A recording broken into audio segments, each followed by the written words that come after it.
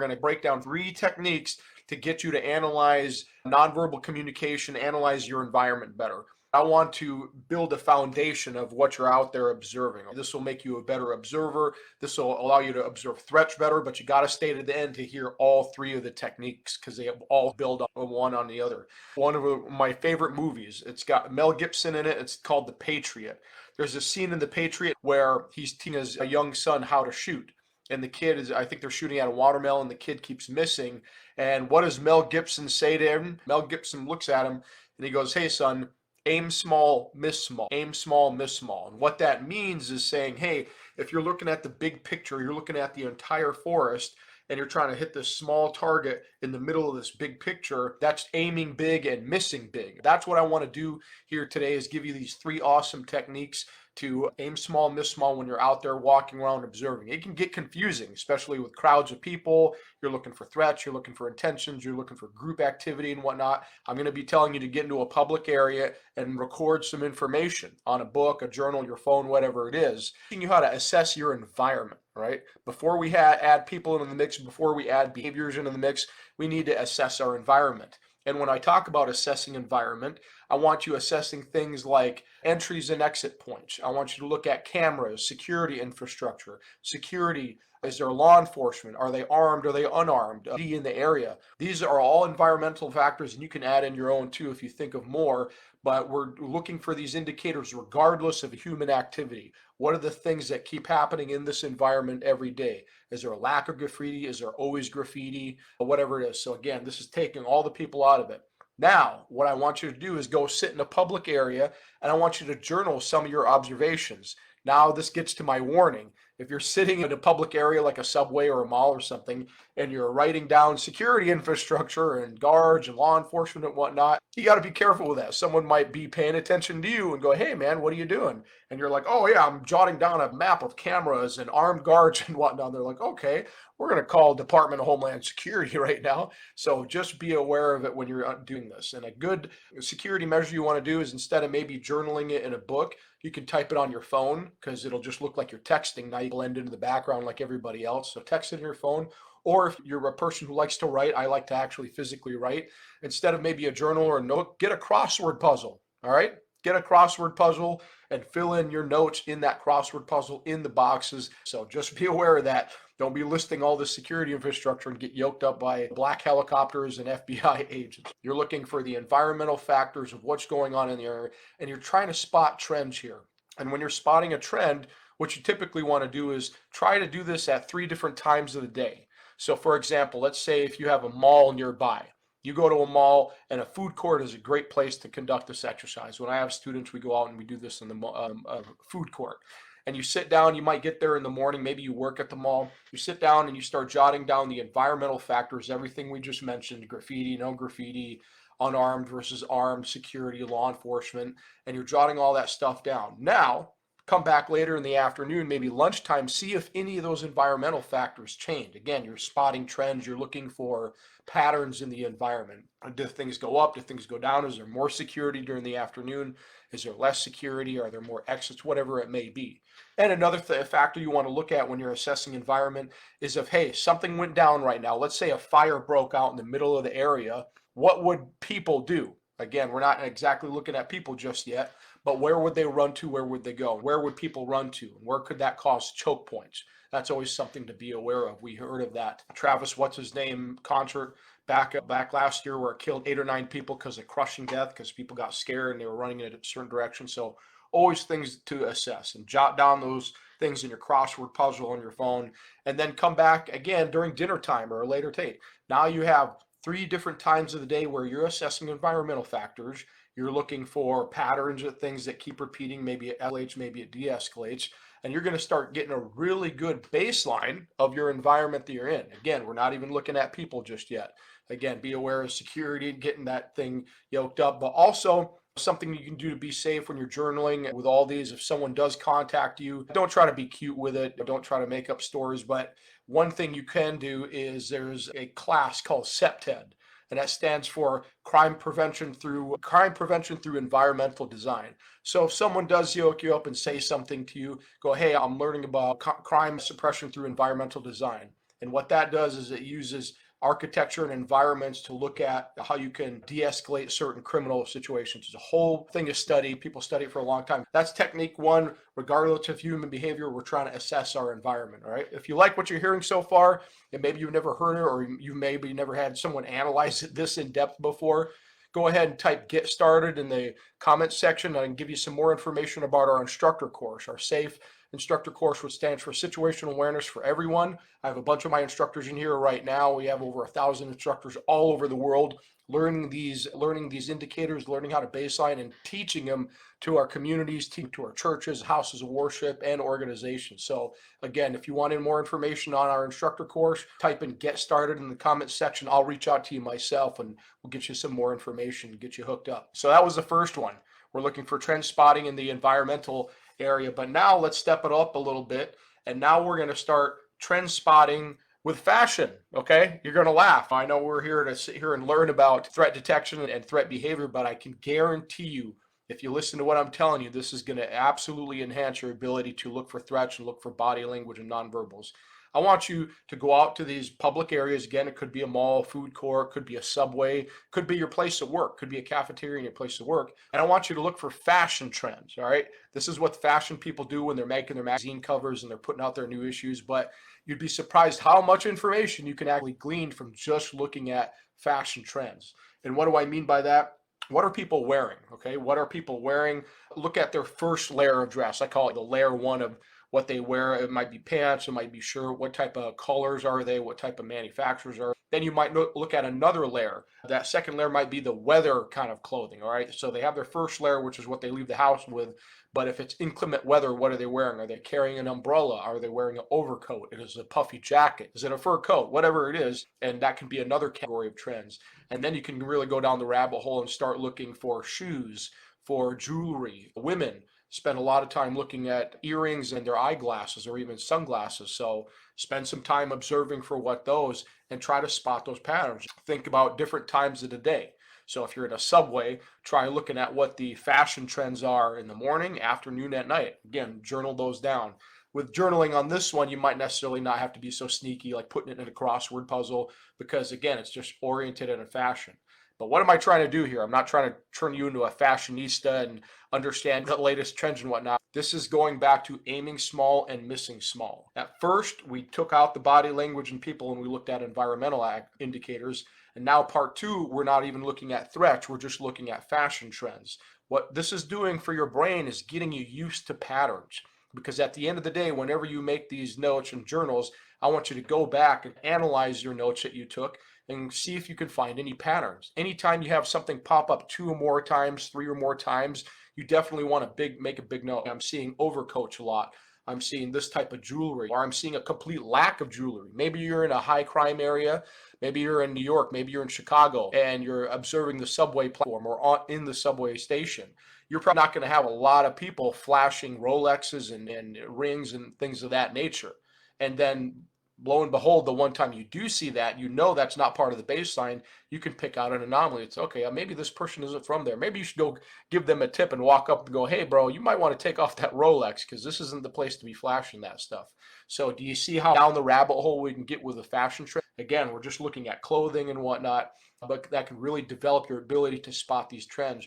But you got to be deliberate about this. You have to journal. You have to write it down because there's no way you remember it. We've done the environmental factors. We've done fashion trend spotting. And with trend spotting, once you start getting into fashion and seeing what people are wearing, jewelry and make of their shoes and whatnot, you can even go maybe a little bit deeper and look at things like speed of movement, eye orientation. Is their head up? Is their head down? Arm swing, okay? Arm swing. All these things can show you confidence or low confidence. Are they familiar or unfamiliar with the area? If you're in a subway or a transit area or an airport and you see that person who's got their luggage, their head is up and they're moving, they're swinging their arms and they're stepping out, they got mission focus, they're not doing one of these numbers looking around, that's probably somebody who's familiar with the area. They know where their gate is, they know exactly where they're going. and you go into New York and you're in Grand Central Station, just watch the departure area. You can see who's on those trains all day, every day, and who's a tourist. The tourist probably has a little subway map. They're looking around, they're bumping into people, they're moving slower than the rest of the crowd. So that's another good one to look at when you're trend spotting, familiar versus unfamiliar, speed of move, where their head is. It is up, eyes up, is it down, or are they confused? So we've done environmental factors, and we've done trend spotting with the fashion. Again, this is just aiming small and missing small.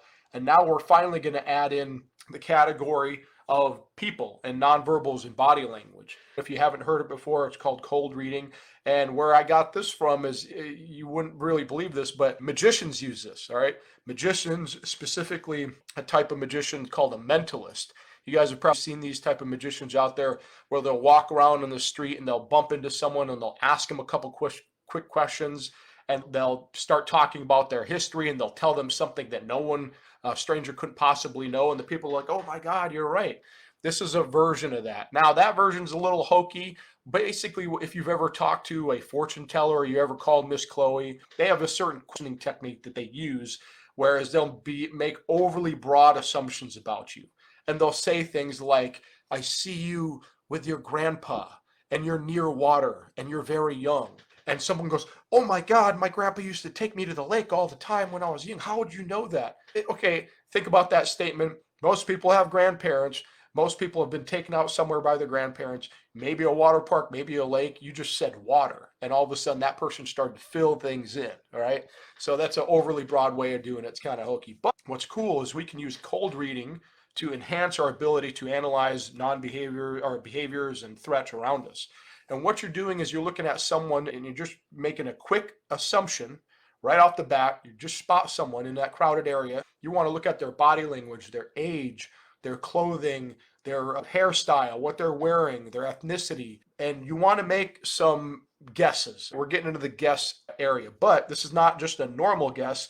This is called a SWAG. It's an acronym. We use it a lot in the WAG. It's much better than a guess, okay? A guess is just where you're firing from the hip. SWAG is a scientific wild-ass guess. Scientific wild-ass guess. So you're guessing what you're adding. There it is. You're making a quick assessment, but you're basing it off of something.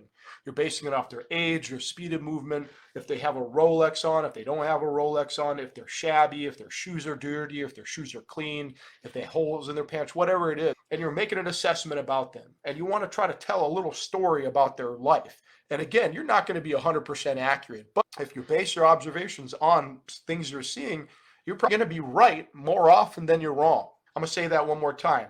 You're going to be right more often than you're wrong when you're making these assumptions. And that's what we do when we analyze behavior. When we're building situational awareness, we're spotting threats, everything I mentioned, age, jewelry, their hairstyle, their fashion, some of the things we look for in the trend spotting.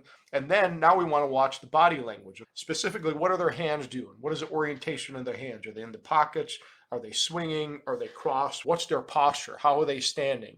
Are they aware of their surroundings? Are they looking behind them? Are they making eye contact with people? Or is their head down in their phone the entire time? Are they bumping into poles and whatnot? Posture, facial expressions, thing of that nature. Are they talking, not talking? Are they loud? Are they quiet? Now we're looking at kind of the body language to assess.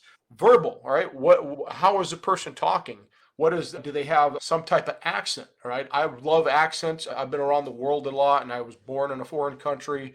And I lived in a foreign country for a lot of years in Kuwait. So I was, from a very young age, I was inundated with a lot of different accents. And I love spotting accents, especially if you get regional. It's always a game with me. I like hearing snatches of Arabic. I may hear Persian, whatever it is. I'm usually pretty good at it. I don't know what you're saying half the time, but I can usually tell from a language. I make a game out of it. So what are they saying? Is there an accent? What type of slang are they using? I was in Iraq one time, and I've told this story before, but I was basically, someone came into an area, and he was an Iraqi. I was out in West Iraq, and this guy was from Central Iraq. And he walked up to me, big guy, and he kept saying, hey, Yousef, and he's saying this in Arabic. He goes, hey, Yousef, you're a flower, man. You're just a flower, bro. I just want you to know that. You're awesome, and you're just a flower. And I'm, what's going on here? It's starting to get a little weird, bro. It's like, okay, thank you. Stop saying flower. And I told some of my other buddies, and they all had a big laugh. They're like, that guy's from Haditha area, right? I'm like, yeah, how'd you know? And they're like, that's what they say. To them, that's, you're a good fella. You're a good dude. And I was like, okay,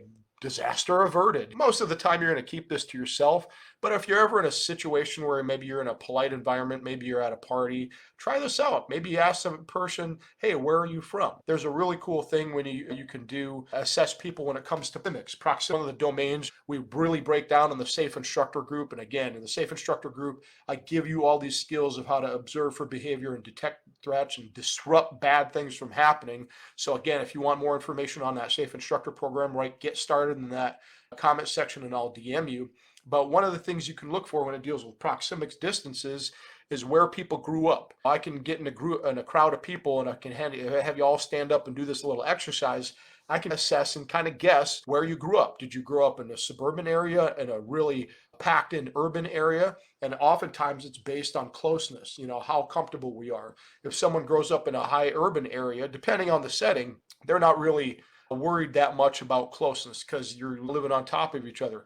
If you grew up anywhere where public transportation is big, like San Francisco, New York City, Chicago, the subways, things of that nature, you grew up on a train, you're not really that uncomfortable with closeness. As opposed to someone from Podunk out in the middle of nowhere in Michigan, where I was from, where we had farmland and country roads and field parties, that person might not be as comfortable. So I can stand everyone up in a class, and I used to do this in class, and I'd have one take one step forward, half step forward, till I start seeing uncomfortable cues, barriers, people get red in the face, they do nervous laugh, and I could pick out and go, all right, you're from the country, you're from the country, you're from the country.